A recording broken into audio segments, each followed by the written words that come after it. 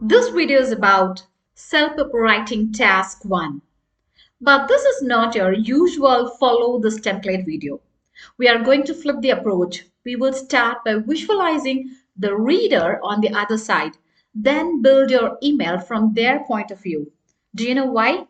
Because when you think like the person scoring it, you get a big advantage, isn't it? So grab your notebook, let's go. First one, the important thing that you need to know is why this email matters. The scenario. In task 1, you will usually write an email. It could be to your employer, a service provider, or a landlord, etc. Right? So you must do it in about 150 to 200 words, and you know the time limit is about 27 minutes. And here are some of the scoring criteria: content coherence, vocabulary, readability, task fulfillment. So each checks ideas, word choice, clarity, and completion of all parts of the prompt. When we are talking about content and coherence, so this criterion checks how well you organize and develop your ideas. It's made up of several key parts like number of ideas. That means you need enough distinct ideas to satisfy the prompt fully. And quality of ideas. That means the ideas should go beyond the obvious. They should be meaningful, relevant, and they should show some insight. Then, organization of ideas. Your writing should have a logical flow. One idea leads into the next. Paragraphs are clearly separated and connected. So, you need to focus more on this organization of ideas.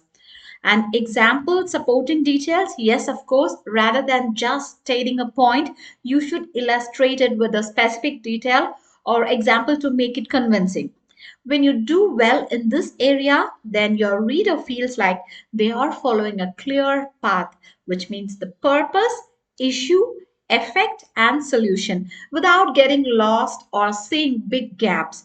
When you falter this one, ideas feel scattered, underexplained, or jump from one to another without connection. Then comes the vocabulary. So, this one checks how well you use words and phrases to express your ideas clearly and persuasively. So, there are three main parts. You can make a note of it. The first one is word choice. That means, are you picking words that fit the context or not? And about your tone, purpose of your email, everything needs to be noted with your word choice, right? And second comes the range of words and phrases.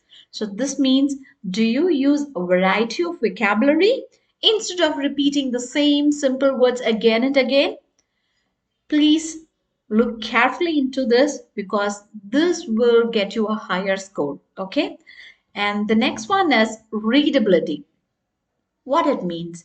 It checks how easy it is for the reader, that means the reader, to navigate, read, and understand your email.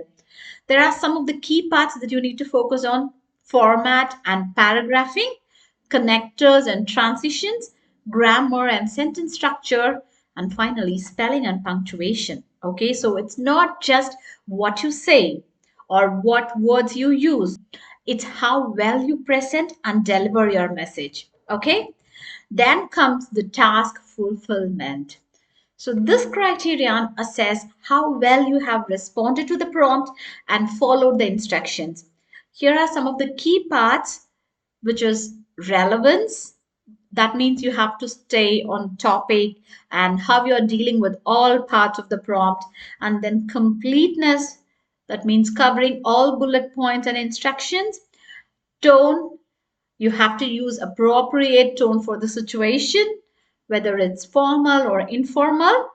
And word count or length being roughly in the expected range. Okay, not appropriately, but at least approximately. Okay, so essentially, the reader asks, did the writer do what was asked? Because even if your writing is organized and vocabulary is strong, if you ignore one of the bullet points in the prompt, you lose marks under task fulfillment.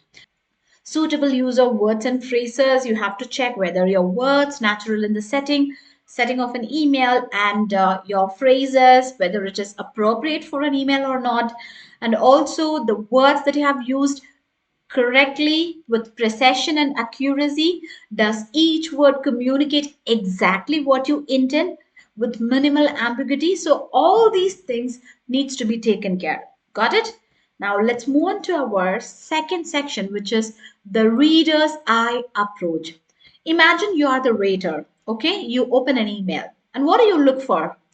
What does this writer want from me? Have they followed all the instructions? I mean, the bullet points. Is the email easy to read or paragraphs well structured?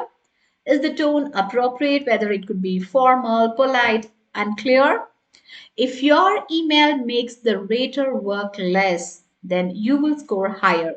So I'll teach you a three-part bridge structure. Okay. The first one is purpose. The second one is issue or details. And the third one, finally, action or request. Let's have a look at this one. The first one, when I'm saying the paragraph one, that is the hook plus purpose. Okay. And your second paragraph should be with the issue and then a detail one, detail two. Even if you want, you can add detail three also with examples. That is very important. And paragraph three, what is the requested action and the closing. Here is the sample script that you can use the script for any of the email purposes. I'm writing to bring to your attention a matter that is affecting the team's productivity or morale. Over the past few weeks, I have noticed that you have to give the first detail. In addition, the second detail with brief example. This situation has left me feeling so and so, and I believe prompt intervention is necessary. Could you please? You have to fill in the requested action. Thank you for your time and understanding. Then sincerely you can give your name. And this script gives you a clear understanding how you need to customize the email as per the request, right? So first the issue, example, feeling or request to the prompt. Got it? Now this is an example scenario. Here is the prompt. You are a member of local community center. Recently, the air conditioning system in the center's main hall has broken down, making it uncomfortable for visitors. Now, your job is to write an email, 150 to 200 words to the center manager. So, in this email, you have to explain the problem and how long it has lasted, describe how this issue is affecting members, suggest what action you would like the manager to take.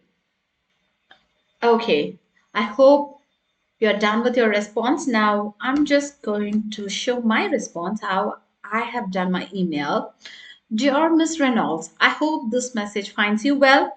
I'm writing to bring to your attention that the air conditioning system in the main hall at Western Community Center has not been operational for more than 10 days.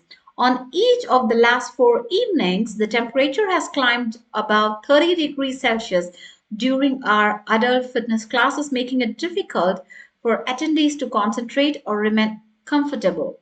As you can imagine, a number of regular members have either shortened their sessions or stopped attending altogether.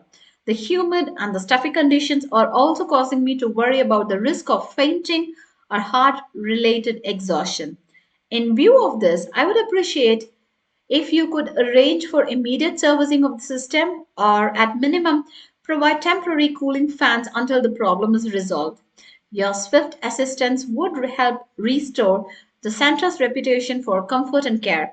Thank you for your understanding and prompt action in this matter. Sincerely, you can give your name. Okay, so if you see this response, the first paragraph is about the purpose and the issue, right? And the second paragraph, I have mentioned the effect on people.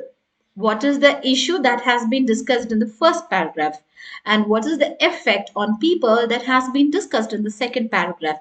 And if you see the third paragraph, yes, I have given a suggestive action and also I closed it with a polite tone. So now this email gives me high score because I have used strong vocabulary. like non-operational, attended, humid and stuffy, right? Fainting, heart-related exhaustion, all this, the risk factors. And I have also used connectors and transitions, as you can imagine, on each of the last. Got it? In view of this, so I have used nice transition and connector phrases. And that's the task. Use the reader's eye approach, follow the structure, and stick to the word count. Add that mini example, and you will be on your way to a high score. That's all for today's video. Kindly like, share, and subscribe for more self-help tips. See you in the next video. Bye for now.